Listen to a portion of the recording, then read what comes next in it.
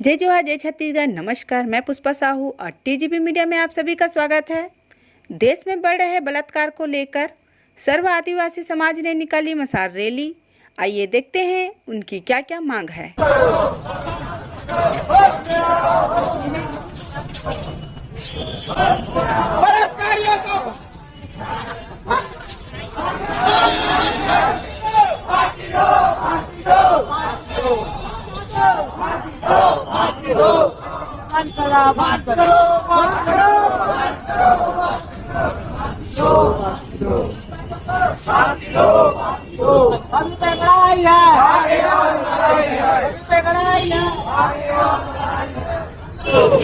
फांसी दो, फांसी दो, फांसी दो। नारियों पर अत्याचार नहीं सहेंगे, नहीं सहेंगे, नहीं सहेंगे। अभी पकड़ाई है, आगे और पकड़ाई है।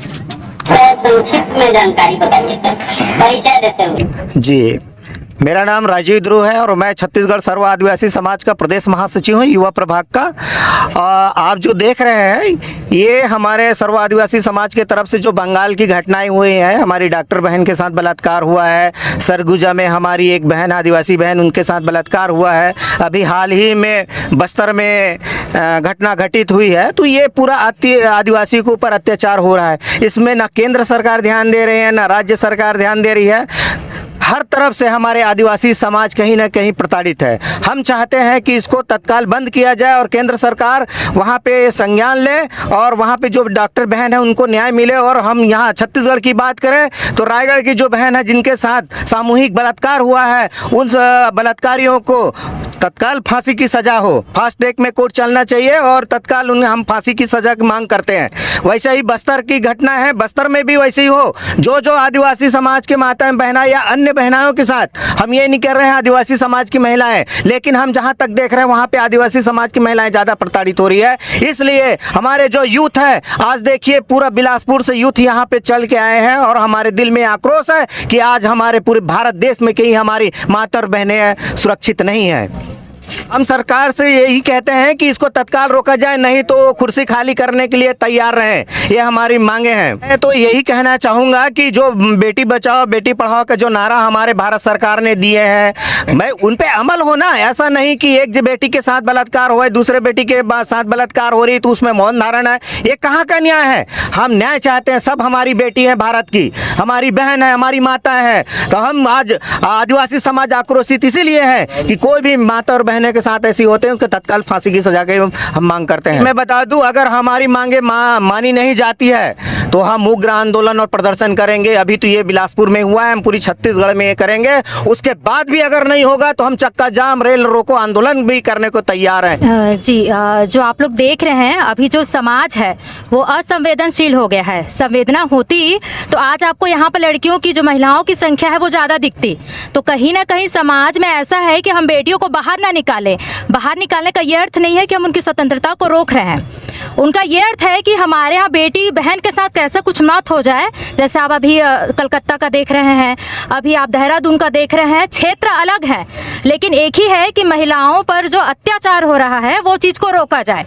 अब उसको रोकने का एक ही साधन है कि जब तक आप लोग समाज को एक कड़ा नियम नहीं देंगे कि भाई जैसे आप गलत काम कर रहे हैं आपको तुरंत सजा दी जाए, तब तक ये समाज वैसे ही बना रहेगा।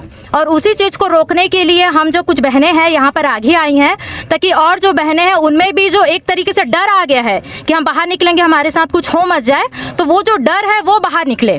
और कहीं ना कहीं जो एक अंदर की जो भावना है, जो हम बोलते हैं ना रानी लक्ष्मीबाई जैसे हमारे अंदर भावना होनी चाहिए, तो वो जो सामाजिक एक तेजस्विता, जो वीरता की भावना वो जागृत होगा। जो ये जो चीज़ें हो रही हैं उसकी वजह से जो बहनें डर गई हैं कुछ भी काम बाज जाने के लिए, परिवार के हों, जहाँ हम आपस में आप देख रहे हैं संख्या भी कितनी कम है, तो ये सारा चीज़ें जो है वो कम हो जाए और बहनें जागृत हों। और विशेषतः जो भैया ने कहा था कि क्या करेंगे आगे, तो जो जब तक आप कड़ी सजा नहीं देंगे तब तक ये अपराध को जो दर है वो बढ़ता रहेगा। क्योंकि अपराधियों को पता है भाई हम कोई ना कोई सामाजिक के बड़े ग्रुप से जुड़ेंगे और हम क्या बच जाएंगे। तो ये जो है दर बढ़ते जाएगा और इसको कम करने के लिए जो हमारे यहाँ समाज या जो भी इस माध्यम से, इस न्यूज़ के माध्यम से सुन रहे हैं, वो चीज़ को जान लें कि बोला जाता है कि नारी का सम्मान जहाँ है वहाँ संस्कृति का उत्थान है। तो जब तक आप लोग नारी का सम्मान नहीं करेंगे, नारी का बचाव नहीं करेंगे, तब तक आप समाज को सुव्यवस्थित नहीं कर सकते। तो यही चीज़ का उद्देश्य था भैया हमारे कि हम यहाँ पर जुड़े और जो इतना अत्याचार हो रहा है उस पर हम आक्रोश दिखाएं। क्या होता है कि जब कोई गलत काम करता है ना, और दूसरे लोग बैठ जाते हैं, बोला भी जाता है कि गलत जो कर रहा है वो गलत नहीं है, जो शांत है, जो अच्छे लोग हैं वो शांत है, तो गलत लोग का जो है पावर बढ़ जाता है कि हम गलत काम करें। तो हम जो यहाँ पर जो जुड़े हुए हैं, कुछ अच्छे व्यक्ति हैं, सभी के सबके अंदर एक आक्रोश है, तो जुड़े हैं ताकि हम उस चीज बलात्कारियों को ये संकेत दे कि नहीं, अब आप लोगों को यहाँ पर रुकना पड़ेगा, नहीं तो समाज आपको इसकी बड़ी से बड़ी सजा देगा। तो हमारे उद्देश्य यही था भैया कि हम इससे जुड़े और उनको आक्रोश दिखाएं। जी, हमारी कुछ बहन है रायगढ़ में अभी जो सामूहिक बलात्कार हुई है, जिसमें अभी कुछ लोगों के द्वारा वहाँ पे दबाव किया जा रहा था, लेकिन वहाँ पे शासन प्रशासन ने कुछ लोगों को अरेस्ट किया है, तो उस पर आपका क्या कहना है? अरेस्ट कर रहे हैं, बहुत अच्छी बात है। आप न्यूज़ में भी देखे होंगे, अरेस्ट तो दूसरे तीसरे दिन हो ही जाता है। भाई दिखाना है हमको कि समाज काम कर रहा है, लेकिन सज़ा कहाँ दे रहे हैं? आप किसी का सुना है कि इनको बलात्कारी ने ये किया और उसको सज़ा मिल गई है? सुने हैं क्या ऐसे अभी?